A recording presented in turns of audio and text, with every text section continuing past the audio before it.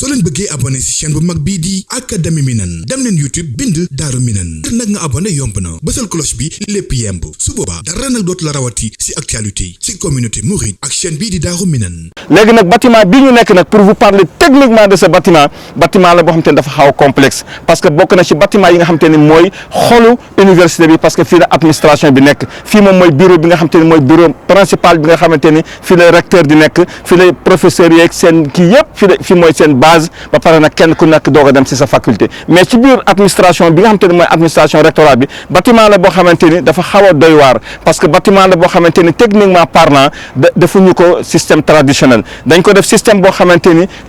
système dal champignon la champignon maanaam ay poto yu taxaw lay doon ay jën yoo xamante ni da ngay jël dal bi teg ci kaw mais nag dafa am ay renfort poutre rek ak yu demee noonu travail spécial la boo xamante ni dafa xaw a différent ak bu njëkk bi nga xamante ni da ngay taxawal ay poto taxawal ay poutre ba pare doog a indi dal teg ci nga xamante ni kooku moo gën a yomb te it moom lañ gën a habitué mais fii it aussi dafa am équipe bu ñu naan équipe géotechnique ñoom ñoo ñëw def étude sol bi bi ñu defee étude sol bi ba pare daal ñuy jox ay dimension ni fii pour ngeen taxawal fi bâtiment donte bu doon bâtiment benn étage la sax foog ngeen wàcc lu mu gàtt 2 mètres 2 mètres biit aussi foog ngeen lal fa benn couche latérite améliorée ak du ciment couche 60 centimètres boo xamante ni da ngeen koy compacté ba mën a kekk ngeen wu indi def ay test de compacité joxoon ñu ay pourcentage yoo xamante ni boo ko atteindreul muy 100% bi doo dem noonu lañ ko toppee ba am bon à couler ñu def fi ay semelles isolées bi ñu paree taxawal suñuy poto yi déjà nekk na presque à peu près ay 117 poto nekk à peu près diggante poto ak escalier ak cage d'ascenseur bi ñoom jël nañu ñoom 135 mètres cubes ñu doog a ñëw nag jël plancher yi nga xam te ne mooy plancher champignon bu ci nekk mooy bu rez-de-chaussée bi jël na 128 mètres cubes bii ñu taxaw nii moom it dina jël 128 mètres cubes yoo xamante ni moom mooy plancher bi mais nag dañ ko def nag ci ñaari phase yoo xamante ni dafa am benn joint premier joint bi jël na 47 mètres cubes coulé nañ ko ba pare muy dans le premier étage bi deuxième joint bi nga xamante ni mi ngi war a jël 79 mètres cubes mooy partie bële jëlaguñ ko coulage bi nag lépp mi ngi toll ci 128 mètres cubes mais dañ koy couler en deux phases 47 mètres cubes yi lañ njëkk a couler ci benn joint bi deuxième joint bi ñu doog koy jël mu nekk 79 mètres cubes donc instant boobu fii dañu toll nii bâtiment bi nag dinañ toll mi ngi toll ci 500 mètres carrés par niveau rez-de-chaussée premier deuxième troisième ak benn mbaar ci kaw boo xamante ni dina nekk à peu près 5 niveaux yoo xamante ni par 500 mètres carrés mu nekk 2000 mètres carrés 2000 mètres carrés yëpp nag dafa am gros œuvre am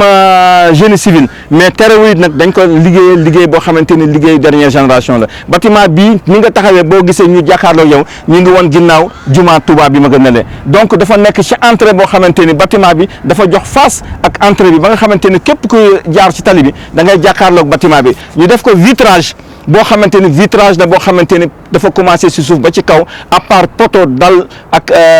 poutres yi nga xamante ni c'est des poutres incorporées li ci yëpp vitrage la mais vitrage nag de dernière génération boo xamante ni dafay garder système acoustique bi dafay garder système thermique bi ba nga xamante ni boo nekkee ci biir ba def sa climatisation ba mu sedd bu la neexee nga couper say climatiseur ndax système de vitrage bi ñu fi def toog fi suba ba ngoon ak lu mu tàng ci biti ci biir toujours climat bi fi nekk rek moo fiy continuer di nekk donc nag du changer du def dara donc second tour bi dafa nekk loo xamante ni te foofu nag du ma leen wax dara dama leen jox rendez-vous foofu ba ñu àgg fa ak Abdou Lahad Ka parce que moom ci boppam lépp loo xamante ni wax nañ ko mu nekk loo xamante ni lu mën a nekk la wala lu nekk ci àdduna bi mu am Sénégal mu am bitim réew que ça soit muy pays arabe que ça soit muy Europe que ça soit muy États-Unis fu mu mën a nekk nee na day xar tànk tubéyam bi dem jëli ko indil ko waa Touba ba tax na moo tax fi mu nekk nii